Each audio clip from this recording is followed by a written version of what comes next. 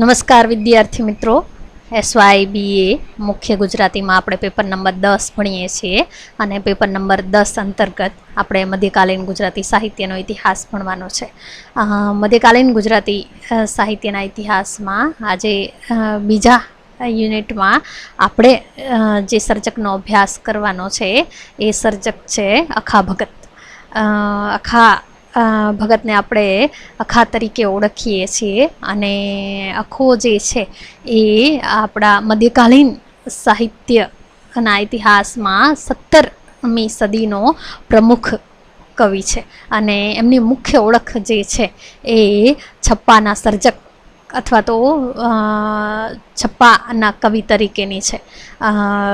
અહીં આજે આપણે અખાના છપ્પા એવો મુદ્દો ભણવાનો છે, એટલે આપણે એક છપ્પાના કવિ તરીકે જ અહીં અખાનું મૂલ્યાંકન કરવાનું છે. તો અખાના છપ્પા જે છે એની પ્રમુખ ઓળખ તો છે જ, એની મુખ્ય ઓળખ તો છે જ, પણ એની સાથે એમની આ જે કવિતાઓ છે એમનું આ છપ્પા સ્વરૂપે થયેલું જે સર્જન છે એ આજે પણ કહેવત રૂપે આપણા સમાજમાં પ્રચલિત છે. એ એની એક મહત્ત્વની વિશેષતા છે. તો એવા અખા ભગતનો જન્મ જે છે એ અમદાવાદના જેતલપુરમાં થયેલો છે એ આપણે જાણીએ છીએ અને એનો સમયગાળો જે છે એ 1591થી લઈ અને 1656 સુધીનો સર્વાનુમતે ગણવામાં આવ્યો છે. એટલે આમ જુઓ તો આપણે 17મી સદીનો પ્રમુખ કવિ છે. હવે જ્યારે આપણે અખાના છપ્પાની વાત કરીએ છીએ ત્યારે છપ્પા કોને કહેવાય, છપ્પા જેવું સ્વરૂપમાં એની અંદર કેવો અર્થ પડેલો છે એના વિશે પણ આપણા મનમાં સ્પષ્ટતાઓ હોવી જોઈએ. તો એવું માનવામાં આવ્યું છે કે 6 લીટી ની કાવ્ય રચનાને છપ્પા તરીકે ઓળખવામાં આવે છે. આમ જો તો આ સમજ જે છે એ પ્રમાણમાં અધૂરી અને કાચી છે. છપ્પાની જે રચનાઓ છે એમાં 6 ચરણ છે અને એમ કરી અને 3 પંક્તિઓ બને છે. એટલે 6 ચરણની 3 પંક્તિઓ અખા ના છપ્પામાં આપણને જોવા મળે છે અને એનો બંધ જે છે એ ચોપાઈ બંધ છે. એટલે અખાએ આ પોતાની નિજી જરૂરિયાતને આધારે આ પ્રકારનું સ્વરૂપ જે છે એ વિકસાવ્યું છે. પણ એની પહેલાં પણ સામળ અને માંડળ બંધારામાં આ સ્વરૂપ જે છે એ ખેડાયેલું છે, પણ એના કરતાં અહીં પ્રમાણમાં તફાવત છે. એટલે અખાના છપ્પામાં ચોપાઈ છંદના 6 ચરણ અને 3 પંક્તિઓ જોવા મળે છે. એના માટે તમે કોઈ પણ ઉદાહરણ લઈ શકો, જેમ કે તપ તીરથ દાન વ્રત નેમ ઘેર બેઠા તે પામે ક્ષેમ. સદવિચાર રથ જેણે ગ્રહ્યું તેને શાખા પત્ર બહારે ન રહ્યું. સદવિચાર વિના જે કરે ઘણું તે ધૂળ ઉપર અખા લીપણું. જો આવી કેટલીક પંક્તિઓ જે છે એમાં 6 ચરણ ચોપાઈના, તમને બધાને ખબર છે કે ચોપાઈ જે છે 14 અક્ષર માત્રામેળ આપણો મહત્વનો છંદ છે, 14 માત્રાનો. અને અહીં એવી 6 ચરણની 3 પંક્તિઓ છે.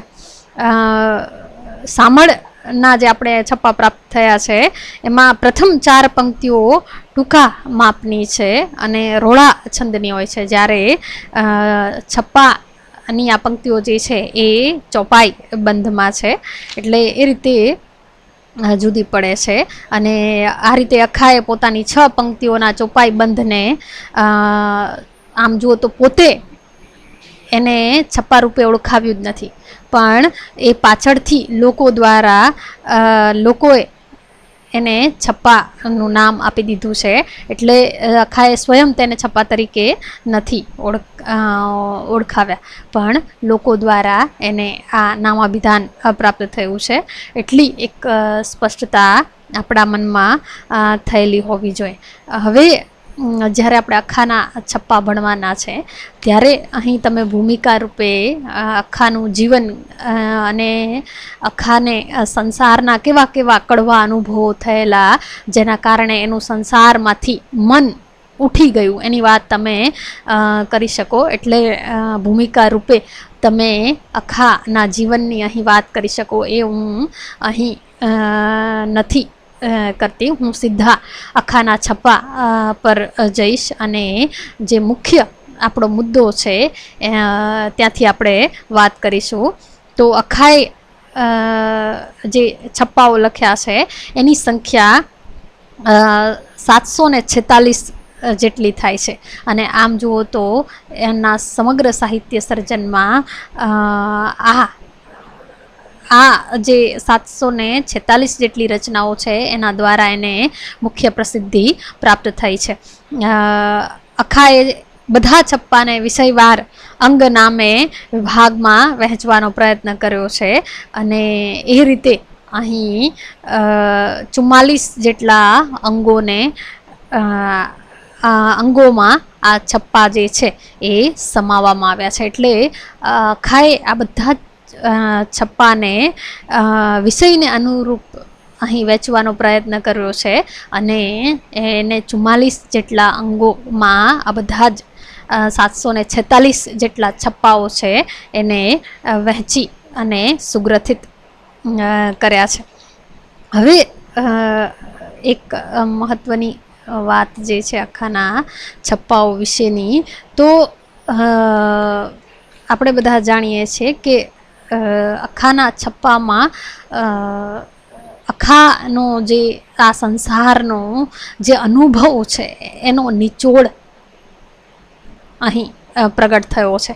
એટલે જે અખાને આ સંસારનો અનુભવ થયો એ કડવો હોય કે પછી કોઈ શીખ આપતો હોય એ બધો નિચોડ એમણે આ છપ્પાઓમાં પ્રગટ કર્યો છે.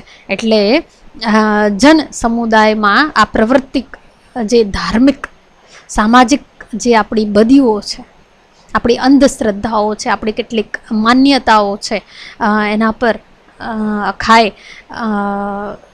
એક જેને કહીને એક આકરો પ્રહાર કર્યો છે અને આ રીતે ભાષા દ્વારા એને આપણી આ બદીઓને દૂર કરવાનો એક પ્રયાસ કર્યો છે. એટલે એ રીતે અખાને મધ્યકાળનો જાગૃત પહેરેદાર પણ કહેવામાં આવે છે અને એ રીતે એને લોકોને સમાજને જાગૃત કરવાની એક મહત્ત્વની ભૂમિકા ભજવી છે અને એ ભૂમિકા આ છપ્પાઓના સર્જન દ્વારા જ એમને ભજવી છે. એટલે સર્જકનો જે હેતુ છે એ પ્રજાને જાગૃત કરવી અને તેને ઉન્નતિને માર્ગે લાવવાનો અહીં મુખ્ય હેતુ જણાય છે. એની જે આ ભાષા છે અથવા તો એની વાણી જે છે છપ્પાની, એમાં એક કટુતા છે, એમાં તિર્યકતા છે, એમાં બરછટપણું આવ્યા છે. તેનું મુખ્ય કારણ પણ આ જ છે. જુઓ, બરાબર આખો પોતાની વાણી દ્વારા, પોતાની ભાષા દ્વારા સમાજ પર આકરા પ્રહારો કરે છે અને એને ઢંઢોળવાનું, એને જગાડવાનું મહત્ત્વનું કાર્ય કરે છે. ધર્મની મૂળ ભાવના સમજ્યા વિના જડ બાહ્યાચારમાં જ ધાર્મિકતાનું આચરણ માનનારા પર ટીકા કરતા તેણે કાઢેલા કેટલાક જે શબ્દો છે એ આ છપ્પા રૂપે આપણે આજે અનુભવી શકીએ છીએ કે તિલક કરતા 53 વહ્યા તેમજ એક મૂરખને એવી ટેવ વગેરે જેવા અખાના ઉદ્ગારો પેઢીઓથી આપણા સમાજમાં કહેવત રૂપે રૂઢ થઈ ગયા છે. જુઓ, એટલે આ નહીં, આ તો 2 ઉદાહરણો છે, પણ એવા ઘણા, જેમ કે આંધળો સસરો ને સરંગટ વહુ જેવા ઘણા એવા અખાના છપ્પા છે જે આજે કહેવત રૂપે આપણા સમાજમાં આજ દિન સુધી એ પ્રસિદ્ધ છે. એ જ અખાની એક મહત્ત્વની ઉપલબ્ધિ છે. એટલે અંધશ્રદ્ધાળુ સમાજનો ઉપહાસ કરતા આખો જણાવે છે. જો આ બધા જ આખાઓ જે છે તમારી આ બધા જ છપ્પાઓ જે છે એ તમારી સમક્ષ હું મૂકતી જાઉં છું, કે જેમાં સમાજ પર અખાએ આકરા પ્રહારો કરી અને સમાજને ઢંઢોળવાનું, એને જાગૃત કરવાનું મહત્ત્વનું કાર્ય કર્યું છે. તમે આમાંથી જે તમને યાદ રહે એવા ઉદાહરણો નોંધી લેજો. તો આંધળો સસરોને સરંગટ વહુ એમ કથા સાંભળવા ચાલ્યા સહુ. કહ્યું કશું ને સમજ્યું કશું, આંખનું કાજળ ગાલે ઘસ્યું. ઊંડો કૂવો ને ફાટી બોક, શીખ્યું સાંભળ્યું સર્વે ફોક. જો જે રીતે પ્રાસ અહીં સાહજિક રીતે આવે છે એ પણ કવિ તરીકેની એની મહત્ત્વની સિદ્ધિ છે. તો સાથે પુરાણ કથાઓ વાંચીને જે પોતાનો સંસાર ચલાવે છે અથવા તો પોતાની આજીવિકા રડે છે એવા જે બ્રાહ્મણો છે, એવા જે વ્યાસજીઓ છે, એની પણ બરાબર એને ઠેકડી ઉડાવી છે, એને પણ બરાબર એને લીધા છે. તો વ્યાસ વેશ્યાની એક જ પેર, વિદ્યા બેટી ઉછેરી ઘેર. વ્યાસ કથા કરે ને રડે, જાણે જે દ્રવ્ય અદકેરું જડે. જો વ્યાસ કથા કરે ને રડે, જાણે જે દ્રવ્ય અદકેરું રડે. જો જાણે વાંચ્યાની પેર, તો અખા વાંચે નહીં આપને ઘેર. જો કેવું આપણા સમાજને જે જગાડવાનું કરે છે, એની આંખો ખોલવાનું કામ કરે, કે જો આ રીતે કથાઓના શ્રવણથી જો ભલું થતું હોય તો એ શા માટે પોતાના ઘેર જ વાંચીને પોતાનું ભલું ન કરી લે. એવા ઉદ્ગારો, એવા પ્રશ્નો એને સમાજ સામે મૂકી આપ્યા છે. અને આવા અંધવિશ્વાસમાં સબળતા સમાજને બહાર લાવવાનું કામ કર્યું છે. ધર્મ ગુરુઓ અને તેમના અનુયાયીઓ વચ્ચેનો તફાવત એમને આ રીતે નીચેના છપ્પાઓમાં તારવી બતાવ્યો છે. અને અહીં અટહાસ્ય સાથે કટાક્ષ પણ કરવામાં આવ્યો છે, કે સો અંધામાં કાણો રાવ, આંધળાને કાણા પર ભાવ. જો 100 અંધામાં કાણો રાવ, કે રાજા જે છે કાણો છે, અને આંધળાને કાણા પર ભાવ. અને આંધળાને જે કાણો છે એના પર વિશ્વાસ છે, ભાવ છે. સૌના નેત્રો ફૂટી ગયા, ગુરુ આચાર જ કાણા થયા. બધાના નેત્રો ફૂટી ગયા અને ગુરુ આચાર જ કાણા થયા. શાસ્ત્ર ત્રણી છે એક જ આંખ, અખા અનુભવની ઉઘડી નહીં ઝાંખ. જો એટલે આ રીતે બરાબર એને ધર્મગુરુ અને તેમના અનુયાયીઓ વચ્ચે તફાવત બતાવી અને એના પર કટાક્ષ કર્યો છે. તો જે અંધમતી છે અને જે અભિમાની છે એને અખાએ ઘુવડ કહ્યા છે. અને બરાબર એને એના પર પણ પ્રહાર કર્યો છે, કે જ્યાં જોઈએ ત્યાં કૂડે કૂડ, ચારે તરફ આ રીતે બાહ્ય જે આડંબર છે, બાહ્ય દેખાવો છે, મંદિરે જવું અને માળા કરવી ને એ બધું બાહ્યાચારમાં જ આખો સમાજ જે છે એ ધર્મ જુએ છે. અને આત્મ ઓળખ નથી, અને આત્મજ્ઞાન નથી, એના પર બરાબર એને પ્રહાર કર્યા છે. એટલે આવા મતાંધ જે ગુરુઓ છે અથવા તે જે ધર્માચાર્યો છે એમને ઘુવડ કહ્યા છે. અને એનો બહુ જ પ્રસિદ્ધ નો છપ્પો છે, કે જ્યાં જોઈએ ત્યાં કૂડે કૂડ, સામી બેઠા ગુડ. કો આવી વાત સૂર્યની કરે, તે આગળ લઈ લાંચ જ ધરે. જો કોઈ આવી આમાં સૂર્યની વાત કરે તો તે આગળ લઈ લાંચ જ ધરે. અમારે 1000 વર્ષ અંધારે ગયા, તમે આવા ડાહ્યા બાળક ક્યાંથી થયા. જો અમારે તો 1000 વર્ષ અંધારે ગયા અને તમે આવા ડાહ્યા બાળક ક્યાંથી થયા. અખા મોટાની તો એવી જાણ, મૂકી હીરો ઉપાડે પાણ. જો હીરાને મૂકી અને પથ્થરની પૂજા કરે છે. એટલે જે આખું જે જીવન છે એ પથ્થરની પૂજા કરવામાં જ વ્યતી જાય છે. તો ત્યારે હીરો કોણ ઉપાડી શકે, જેના ચિદાકાશમાં અખે ગીતેમાં વર્ણવાયેલ છે. એટલે હીરાને કોણ પારખી શકે, હીરાનું મૂલ્ય કોણ કરી શકે. તો એના માટે અખાની બીજી જે મહત્ત્વની કૃતિ છે અખે ગીતા, એમાં એણે જણાવ્યું છે કે ભક્તિરૂપી પંખીણી જ્ઞાન વૈરાગ્ય જેની 2 પાંખ છે, તે ઉડે જો એ જ ભક્તિ રૂપી પંખીણી અને જેને જ્ઞાન અને વૈરાગ્ય એવી બે પાંખ છે, આ બે જ્ઞાન અને વૈરાગ્યની પાંખ દ્વારા જ આપણે ઈશ્વરને પામી શકીએ છીએ. એટલે ભક્તિ, જ્ઞાન અને વૈરાગ્યની એકતા નો ઉપદેશ અહીં આ છપ્પાઓમાં વણી લેવામાં આવ્યો છે. તો એના પછીનું આ જ વિષયનું છપ્પું છે કે ભક્તિ, જ્ઞાન અને વૈરાગ્ય પદાર્થ એક, ત્રણ નામાભિધાન. તેને અણજાણ્યો કહે જૂજવા, પણ સમજ્યા ને તે એક હુઆ. જે અજ્ઞાની છે, જે અજાણ્યો છે, તે આ ત્રણને અલગ અલગ સમજે છે, પરંતુ જે જાણે છે, જે જ્ઞાની છે, એના માટે તો આ એક જ છે. એટલે ખાનેમન જ્ઞાન એટલે સૂકું શાસ્ત્ર જ્ઞાન નહીં, એવા સૂકા શાસ્ત્ર જ્ઞાનને તો આખો નકામું ગણી અને એનો તિરસ્કાર કરે છે.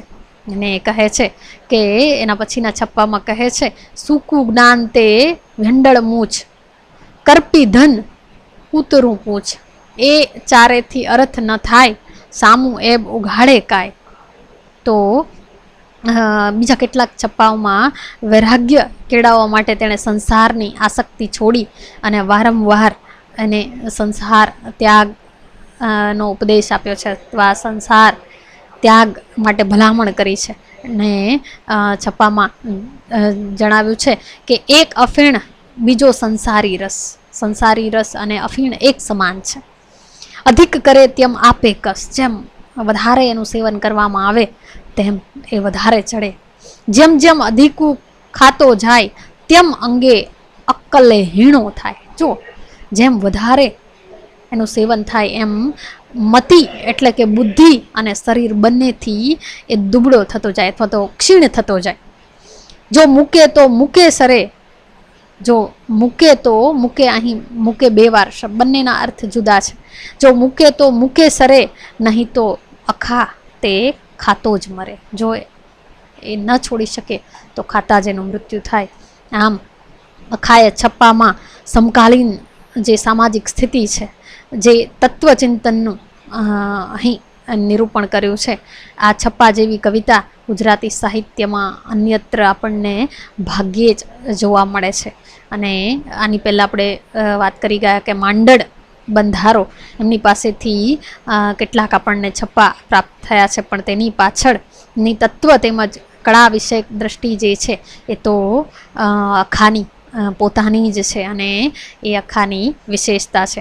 ગુજરાતી ભાષાની કટાક્ષ શક્તિ, એની માર્મિકતા અને તર્પદી જે ચોટ છે એ અખાના છપ્પાએ સૌથી વિશેષ પ્રગટ કરી બતાવી છે. એટલે ગુજરાતી ભાષાના વિકાસમાં અખાની જે આ છપ્પાની કવિતાઓ છે એનો પણ મહત્વનો ફાળો છે.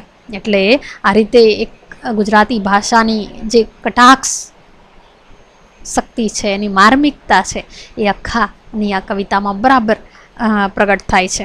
હાસ્યરસના કવિ તરીકે પણ અખાનું આપણા સાહિત્યમાં મહત્વનું સ્થાન છે, વિશિષ્ટ સ્થાન છે. અને એટલા માટે એને ઉમાશંકરે હસતો કવિ કહ્યો છે. મધ્યકાલીન સાહિત્યમાં હાસ્યની છોડો પહેલવેલી અખાએ ઉડાડી છે.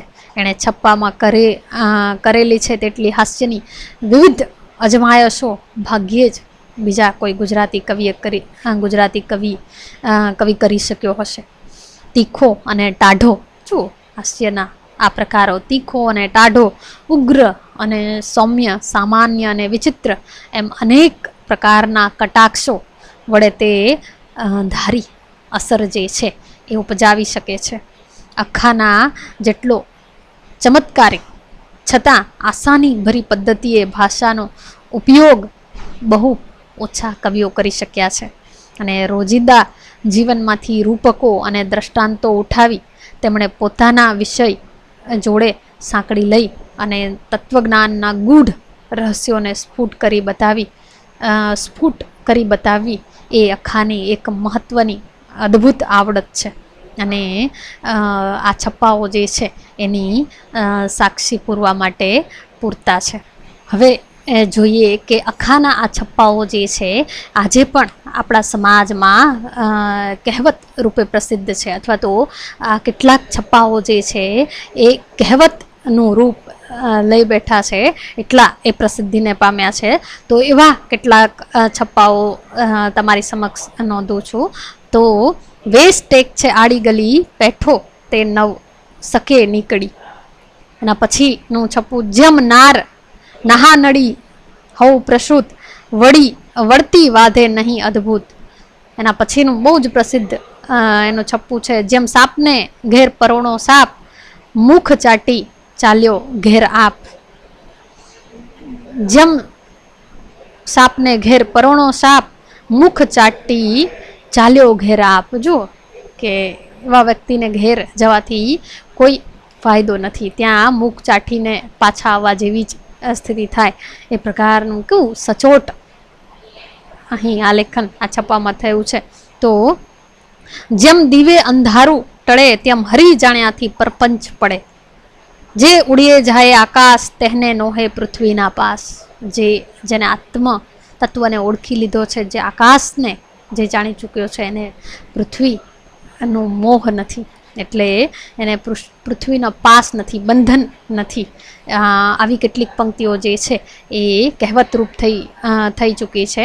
તો એના પછી એને કેટલીક નોંધીએ. ભાષાને શું વળગે ભૂર, જે રણમાં જીતે તે સૂર. 52નો સઘળો વિસ્તાર, અખા 53મો જાણીએ પાર. કે 52નો આ સઘળો આપણું સંખ્યા જે છે એ અહીં દર્શાવવામાં આવી છે કે 52નો સઘળો વિસ્તાર, અક્ષરોની સંખ્યા, અખા 53મો જાણીએ પાર. આતમ સમજ્યો તે નરજતી, શું થયું ધોળા ભગવાવતી. જો જેને પોતાના આત્મને ઓળખ્યો છે, આતમ સમજ્યો તે નરજતી, શું થયું ધોળા ભગવાવતી. તો રહેણી વિના કહેણી જે કથે, જેની રહેણી અને જે પોતાના વર્તન બીજું હોય અને જે માત્ર બોલી જાણે છે. રહેણી વિના કહેણી જે કથે, મહી વિના પાણી જેમ મથે. જેમ પેલો મહી દહીં વગર પાણીમાંથી જેમ કાંઈ ન નીકળે એના જેવી સ્થિતિ છે. તો તિલક કરતા 53 થયા, જપમાળાના નાકા ગયા. એક મૂરખને એવી ટેવ, પથ્થર એટલા પૂજે દેવ. પછી ઘણા પરમેશ્વર એ ક્યાંની વાત, ગહન ગતિ છે કાળજ તણી. જેવી કેટલીય પંક્તિઓ આજ પણ કહેવત રૂપે આપણે પ્રયોજીએ છીએ. તો અંધે અંધ અંધારે મળ્યા, જેમ તલ માહે કોદરા ભળ્યા. કહ્યું કાંઈને સમજ્યું કશું, આંખનું કાજળ ગાલે ઘસ્યું. તો જ્યાં જોઈએ ત્યાં કૂડે કૂડ, સામ સામી બેઠા ગૂડ. અખા મોટાની તો એવી જાણ, મૂકી હીરો ઉપાડે પાણ. ત્યારબાદ જ્ઞાની તે જે કરે વિચાર, પરપંચ તજે ને સંઘરે સાર. આરત વિના ન ઉપજે હેત, આરત વિના ન ઉપજે હેત, આરત વિના પૂજારો પ્રેત. જો કેવી એકદમ યાદ રહી જાય એવી સરળ પંક્તિઓ છે કે ઝીણી માયા તે છાની છરી, મીઠી થઈને મારે ખરી. ઝીણી માયા તે છાની છરી, મીઠી થઈને મારે ખરી. એટલે માયાનું સ્વરૂપ અને એની સાથે એની અસર જે છે એ કેવી મનુષ્ય પર થાય છે એની અહીં બહુ જ સચોટ રીતે વાત કરવામાં આવી છે. તો વિષય સગુણ તે વિષ્ણુ રૂપ, હરિલીલા સગુણ તે અમૃત રૂપ. વિષય સગુણ ને વિષ્ણુ રૂપ, હરિલીલા સગુણ તે અમૃતનું રૂપ.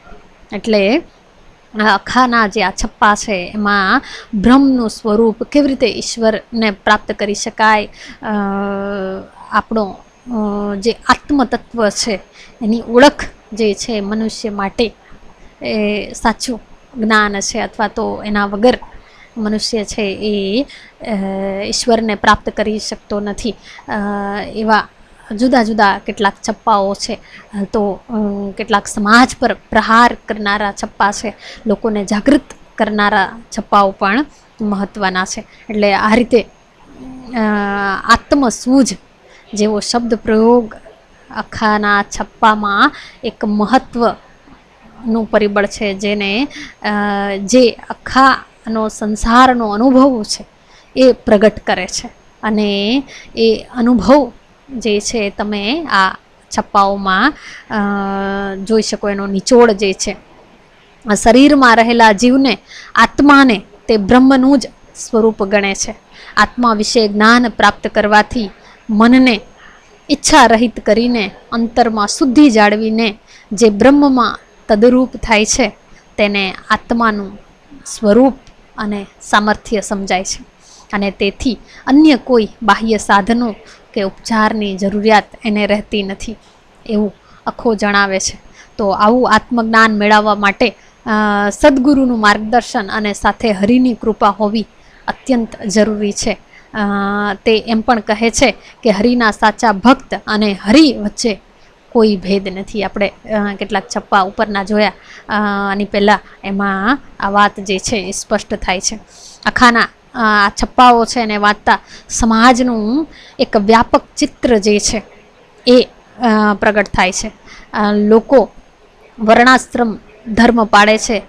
રાગ દ્વેષ રાખી કામ ક્રોધ આદિ જે આપણા દુશ્મનો છે એની સાથે એનો સંબંધ બાંધેલો રાખે છે.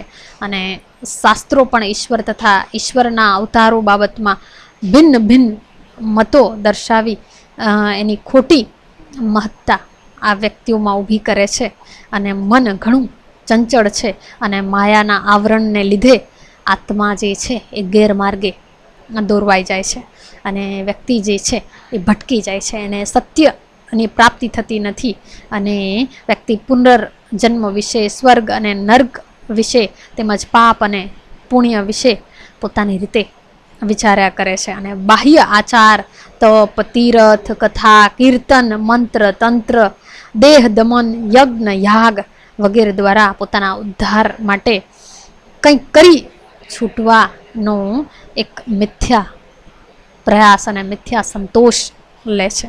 એટલે કર્મ કરવા વિશે પણ તેને કોઈ સાચું માર્ગદર્શન મળતું નથી. એથી પ્રવૃત્તિ અને નિવૃત્તિની જંજાળમાં આ મનુષ્ય જે છે, આ સમાજ જે છે એ અટવાયા કરે છે. અને આવી બાબતો આખો છપ્પામાં જ્યારે રજૂ કરે છે ત્યારે મૂર્ખ, અજ્ઞાની, મિથ્યાવાદી લોકો પ્રત્યેનો રોષ જે છે એ અહીં કટાક્ષ રૂપે ક્યારેક તિર્યક વાણીમાં સીધી ધારદાર રીતે એ પ્રગટ કરે છે. એટલા માટે આખાના છપ્પામાં કટાક્ષ અને ધારદાર શબ્દોનો પ્રયોગ થયો છે. અને એની આ વાત સમજાવવા એ ભરપૂર દ્રષ્ટાંતો પાસેથી કામ લે છે. જો આખા પાસે આ સમજાવવાની એક આગવી રીત છે અને એના માટે એને દ્રષ્ટાંતની પદ્ધતિ સ્વીકારી છે. તો પોતાની વાતને યોગ્ય રીતે સમજાવવા માટે એ વ્યવહારુ દ્રષ્ટાંત લે છે. અને એટલા માટે આખાની વાત જે છે સીધી સોંસરવી ઉતરી જાય, એ સીધી આપણે સ્પર્શી જાય એ પ્રકારની છે. અને કેટલીક એની આ ઉક્તિઓ છે એટલા માટે જ આપણે આગળ જોયું એ કહેવતરૂપ થઈ પડી છે કે વેસ્ટ એક છે આડી ગલી, ખટ દર્શનના જુજવા મતા, તો પાણીમાં નોહે માખણ છાસ. જો આ વ્યવહારુ દ્રષ્ટાંત પાસેથી આખો કામ લે છે. આભળછેટ અંત્ય જ ઘેર જણી, હાડ ચામડા મૂરખ ધુએ, જેમ નાર નાનડી હવું પ્રસૂત. નાનકડી નાર જે છે પ્રસૂતિ થાય. સાપને ઘેર પરોણો સાપ, જ્ઞાનીને કવિતા ન ગણેશ, કિરણ સૂર્યના કેમ વણેશ. જેવા તો ગોળ મરે કાં શોધેવક, જેમ તાતી વેડું માહે ચણા. આવા અનેક જેને કહીને કે અનેક ઉદાહરણો અને દ્રષ્ટાંતો દ્વારા એ પોતાની વાત જે છે એ સીધી અને સરળ રીતે એ સમયના સમાજને સમજાઈ જાય એવી રીતે અહીં મૂકી આપે છે. આવા અનેક ઉદાહરણ નોંધી શકાય એમ છે. અહીં આપણે થોડાથી ચલાવીએ તો તિલક કરતા 53 થયા, એક મૂર્ખને એવી ટેવ, આ બધા જ એના દ્રષ્ટાંતના ઉદાહરણો છે. તો અખાના આ છપ્પાઓમાંથી ઈરાદાપૂર્વક આટલા મોટા પ્રમાણમાં વીણી કાઢેલા વિચાર, આમ જો તો આ વિચાર એમના આ છપ્પા છે, આ જે પંક્તિઓ છે રત્નકણિકાઓ જેવી છે. અને એનો એના છપ્પા દ્વારા અખાના વિશાળ અવલોકન અને એના વ્યાપક અનુભવની સાક્ષી અથવા તો એની શાહિદી પૂરવા માટે આ પંક્તિઓ જે છે એ મહત્ત્વની બની રહે છે. આપણે આગળ કહ્યું તેમ એમાં રોષ કે કટાક્ષ હશે કે અહીં અખાએ સમાજ પર આકરો પ્રહાર કર્યો છે, એમાં એનો રોષ છે, એના પર કટાક્ષ કરે છે, પરંતુ એનો અર્થ એવો નથી કે એને સમાજ પ્રત્યે કરુણા નથી. એ બરાબર એ જાણે છે અને એટલા માટે એને સુધારવા માટે પ્રયત્ન કરે છે. એમાં એનું કરુણાનું તત્વ પણ પડેલું છે. અખો પોતે જ સમજ દાખવે છે અને વિવિધ દ્રષ્ટાંતો મારફતે પોતાના સમાજને જે સાચી સમજ આપે છે એ પ્રશંસનીય છે. અને આ રીતે અખો શું ભણ્યો હતો, ક્યાં રહેતો હતો, કેવી રીતે આ પ્રકારની સૂઝ તેનામાં પ્રગટી, એની વાત આપણે સ્કીપ કરી છે. પણ પહેલાં પણ મેં કહ્યું એમ કોઈ પણ કવિને આપણે સમજવો હોય તો એનું જીવન જે છે એ મહત્ત્વનું બની રહે છે, કારણ કે એને થયેલા અનુભવો જે છે એ એના કાવ્યમાં અથવા તો એના સાહિત્યમાં જે છે વણાઈને આવતા હોય છે. એટલે આગળ આપણે વાત કરીએ એમ કે અખાને પોતાના સાંસારિક જીવનમાં થયેલા કડવા અનુભવોએ આ પ્રકારનું સાહિત્ય સર્જન કરવા માટે જાણે કે પ્રેરણા આપી છે. અને જે રીતે એક પછી એક એના સ્વજનોના મૃત્યુ, એની ધર્મની માનેલી બહેનનો પણ પોતાના ભાઈ માટેનો અવિશ્વાસ, એ તેને સંસારમાંથી એનો રસ જે છે એ ઉડાડવા અથવા તો એનો સંસારમાંથી રસ ઉઠી જાય છે, એના મહત્ત્વના કારણો અથવા તો પરિબળો બની રહે છે. એટલે આ રીતે સ્વજનોના મૃત્યુ અને સામાજિક અપકીર્તિની ઘટનાઓ તેને જીવનમાં નિર્વેદ અને સંસાર પ્રત્યે વૈરાગ્ય કેળવવાની એક ભૂમિકા બનાવી આપી. પણ નરસિંહ અને મીરાની જેમ એ પણ ખરો ઇલ્મી અને ખરો સૂરો હતો. સમજપૂર્વકની ભક્તિ જ્ઞાન એ તેને પ્રાપ્ત થયેલો એનો ઇલમ છે, અને તે માટે સંસારી વિઘ્નોનો તેણે મુકાબલો કર્યો. એ અર્થમાં તેનું સુરાપણું જે છે એ એની બહાદુરી જે છે, એની હિંમત જે છે એ જોવા મળે છે. અને અખાનું વ્યક્તિત્વ જે છે એ 100% સોના જેવું છે, કારણ કે તે વ્યવસાય સોની હતો. અને છપ્પા દ્વારા તેણે રજૂ કરેલા અનુભવ બોલ એ જાણે ટંકશાળમાંથી નીકળતા 16 વલ્લા સોનાના ચળકતા અને રણકતા ખણખણતા સોનૈયા છે, અથવા તો સોનાના સિક્કા છે. એ સોનાની જણસને કદીએ કાટ લાગતો નથી, અને એ રીતે અખાના છપ્પાને ક્યારેય કાટ લાગવાનો નથી. અને એ રીતે આખું જે છે એ આપણી ગુજરાતી ભાષાનો એક મહત્ત્વનો કવિ છે. અને એની કવિતાએ ગુજરાતી ભાષા અને સાહિત્યના વિકાસમાં એક મહત્ત્વનું યોગદાન આપ્યું છે. અહીં આપણે અખાના છપ્પાની વાત પૂરી કરીએ છીએ. અસ્તુ.